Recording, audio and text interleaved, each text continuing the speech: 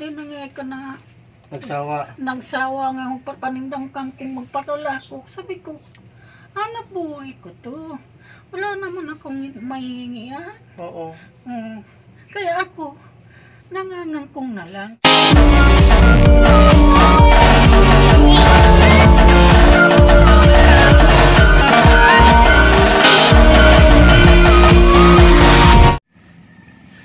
Magandang araw mga katabang.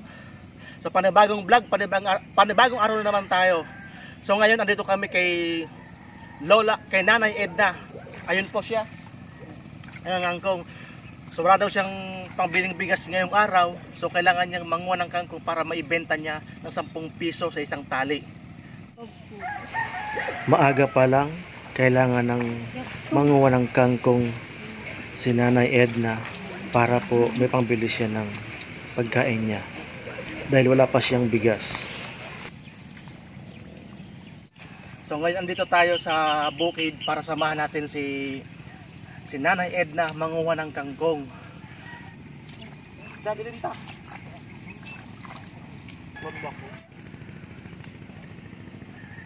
So ito mga katabang, tinutulungan ko si Nanay Edna para makarami kaming kangkong.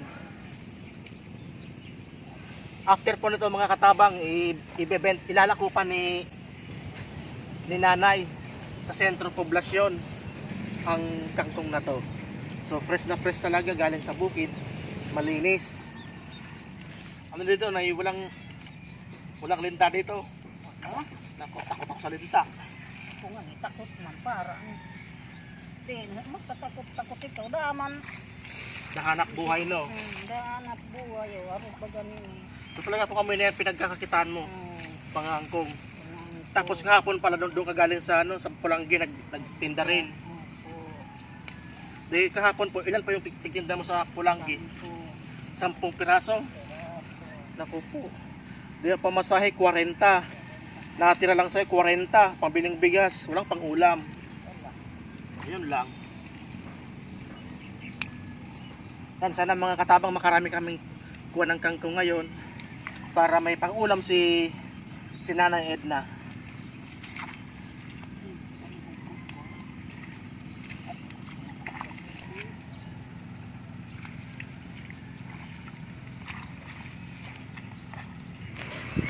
Sapat na daw po yan na nakuha namin ng kangkong para maibenta na rin po niya. So meron na pong kangkong sa bahay niya ng ilang piraso. So yan po ang pandagdag na lang. Papauwi na po kami para may tali na at may benta na sa sentro poblasyon. Kailangan po niyang gawin yan para po sa sarili niya, para po mabuhay siya. Ay wala pong ibang aasahan kundi sarili lang. Kailangan daw niyang ibenta yung kangkong para mayroon sa pangbilang bigas. Kahit po may masakit na nararamdaman si Nanay Edna, tuloy lang po siya at patuloy na lumalaban sa hamon ng buhay, sa kahirapan.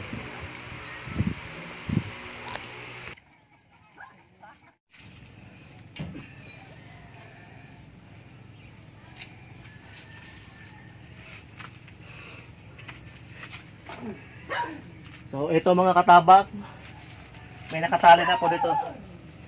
Ito po ang 10 piso kay Nanay Edna. Ang laki, 10 piso. So ito ang ilalako niya para may pangbili siya ng panghalian.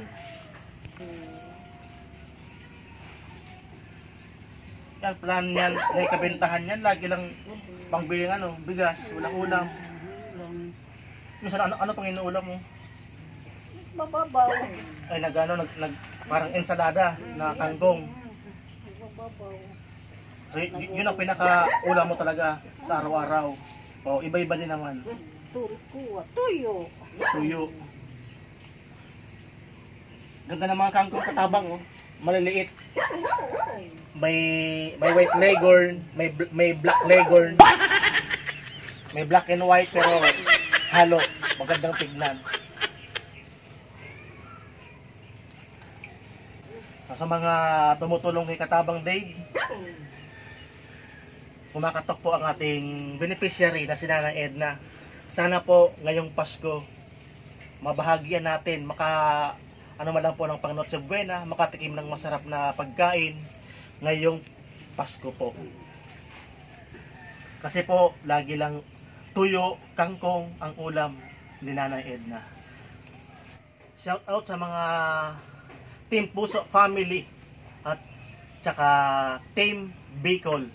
Kay founder Lods Oldies TV, Erling Kers, Fabs Jen, Grace Len TV, Brusco, at marami pang iba. So di natin maisa-isa yung mga iba nating Team Puso member. At sa mga Team Bicol, sa aming admin na si Nanay Lourdes na taga-Bulusan, at ang ating advisor ng Team Bicol na si Efren Castañeda na nasa abroad ngayon.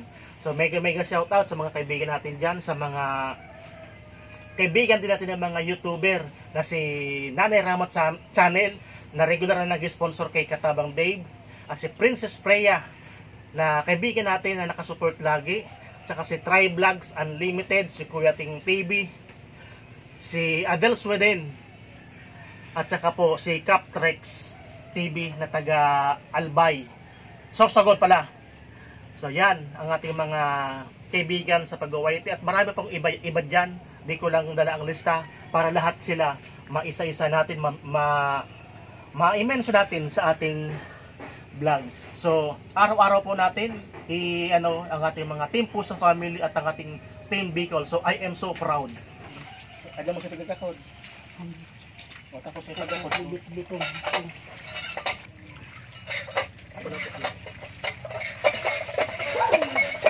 Itong isa mga katabang, hindi ko na kay Nanay para mabawasan na yung paninda niya. So mga taga-Libon, mga taga-Pulanggi, order lang po kay Nanay at i-deliver ko sa inyo. Basta po maramihan.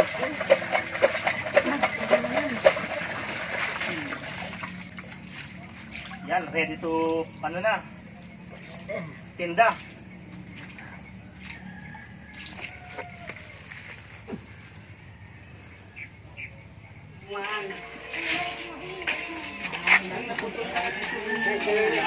Uno. Napatawag kayo na si Katabang. Pasado alas 8 na po, nailako ni Nanay Edna ang kangkong sa sentro poblasyon. Matyaga po siya naglalakad kahit po mainit. At pasalamat na rin po kami kasi may mga suki na pong dinadalhan si Nanay Edna para po mapabilis ang pagbebenta niya at maubos ang kangkong. Sa awa ng Diyos po, naubos din po ang kangkong niya. Yan, salamat kay ate na bumili. May pambili ng bigas si Nanay. Salamat po. Inabot po siya ng tanghali sa pag-iikot, sa paglalako ng kangkong. Sana po sa mga karatig na barangay, bumili po kayo kay Nanay Edna ng kangkong. Pagbili nyo ng kangkong po, tulong nyo na rin po kay Nanay Edna. Pag-uwi niya po, may bit-bit na po siyang bigas para sa tanghalian niya. Inabutan po namin si Nanay Edna ay naghahanda po para sa tanghalian niya at may bit-bit na po kaming ayuda galing po sa sponsor natin.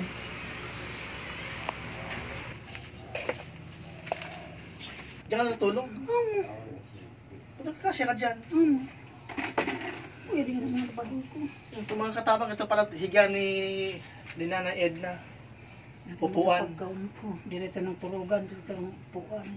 O ito po, may bila po kaming bigas. Thank you.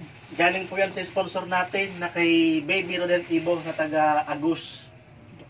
Opo. Yan. Isa po natin siyang follower, subscriber natin. Solid follower natin yan si Baby Rodel. So, ano po, kumusta? Naubos pa yung paninda? Nalabos na, bakal na akong tuyo o yan. Tuyo ang ulam. Sarit po. O yan to. Luto na, nakasaya na po kayo. So, alas 10 na po. O, mag-alas 11 na. Inabot na po ng 10:50 si Nanay Edna na pinaubos po yung kangkong. So, salamat po, naubos naman po yung kangkong. So, may mga suki na rin po pala si Nanay Edna dahil sinamahan ko po siya doon kanina doon sa sentro poblasyon. So, salamat po.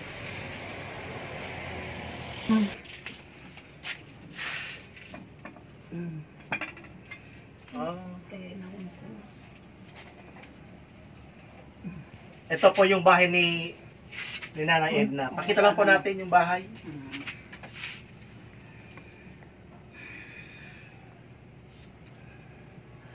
So maganda ka po kay sa mga pamangkin mo, kay Tonton, si Lola mo nandito. Ako na yan. Oo. O, Ton. Di ka sa konton mayrak. Sagod si Nene. Oo. Waki ko mo man si Nene. At to kikuya mo, Victor. Nasa kuwan. Nice to mo.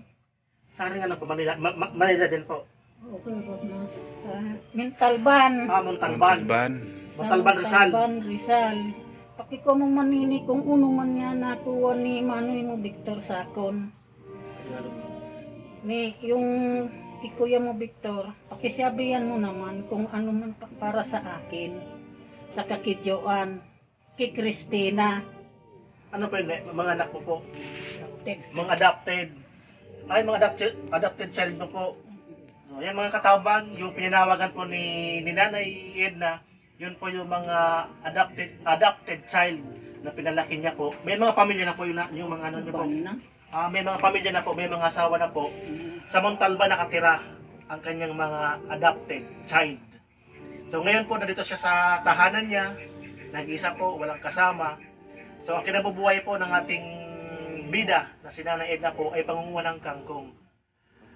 Sa araw-araw po yan. Para may makain po si Nanay, pangbiling bigas, pangbiling tuyo. Pinagkakasya po niya yung benta ng kangkong para po may makain. So sana po, walang mahirap, walang mayaman, basta po galing sa puso ang pagtulong, walang imposible. Diyos na po ang bahala. Di na ka na Nagsawa nga akong papanindang kangkong magpadala ko. Sabi ko, hanap buhay ko to. Wala naman akong mahihingi Oo. Kaya ako, nangangangkong na lang. Pinapibibinta ko sa sentro para ako kumakain. Saka, di ka naman nangihingi sa kanila. Hindi naman ako nangihingi. Hindi ko naman siya pinakialaman. Ba't pinakakialaman ako? Sabi ko naman, wag naman kayo. Tingnan na lang ninyo ang gawa ko. Hindi naman masama, marangal to sa akin. Kaka nagpuro na. Yung mga Mga standby yun. mga maigsi ang pag-uutak. Kaya sabi ko, Kaya mga lawakan po natin ang ating isip. Huwag po tayong maging judgmental sa tao kasi hindi po natin sila natutulungan. Wala po kayong may tutulong sa kay Nanay Edna. Panoorin niyo na lang po. Imbes po na pagtawanan nyo o alipustahin nyo si Nanay habang nagtitinda. So para po hindi tama sa mga kabataan ngayon, lalo po yung mga nakatambay po dyan sa tabing kalsada, wala po kayong karapatan na si Nanay Edna ganunin. Imbes po tulungan ninyo, bumili kayo ng kangsak sa kanya para tulong nyo po sa kanya, hindi nyo po kailangan tuksuhin. O kasi hindi po kayo edad ni Nanay Edna. So kailangan niyang gawin yon, magtinda ng kangkong. Hindi naman ako para tambay. Marangal po yun, naghahanap buhay po yun. Kumpara po sa mga tambay na walang magawa sa buhay, yun po ang nakakahiya, yung mga tambay sa tabing kalsada. Sana po magsilbing leksyon, magsilbing aral. Ang mga tambay po wala pong pakinabang yan. Ito po may pakinabang. Kahit mag-isa sa buhay, nagsusumika para po mabuhay. Ang mga tambay po, ano pong may pagmamalaki ninyo? Wala po kayong may pagmamalaki. Wala kayong maiambag sa lipunan natin. Ay wala po kayong karapatan na husgahan si Nanay Edna. Naghanap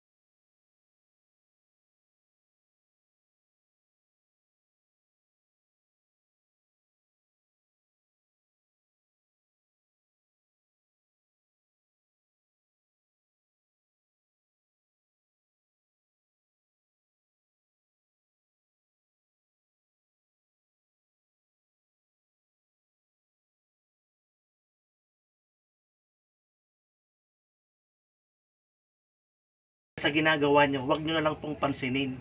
Wag nyo pong tignan, tumalikod po kayo para di nyo po makita si Nanay Edna every time na magtitinda siya ng kangkong. Kasi po, kung kukumparahin po, kayong mga tambay kumpara kay Nanay Edna, mas may pakinabang po si Nanay Edna kumpara po sa inyo mga tambay. Yan po ang mga toxic na tao. Mga nangbubuli, walang magawa sa buhay. Ang nakakawa po kasi, pabigat ko sa pamilya nyo wala po kayong magawa kundi magtambay. Imbes po na mga kung kayo, para may pakinabang po kayo. So sana po, walang personalan. Hindi po magandang pag-uugali yan, na mangbubuli po tayo ng isa pong nanay na naghahanap buhay para po may taguyod ang kanyang sarili. Kahit wala po siyang binubuhay na anak, obligasyon po natin ang sarili natin na buhayin. Wala tayong piniperwisyong tao. So, wala pong tayo dun basta nagsasabi lang po tayo. So muli po sa programa ni Katabang Dave.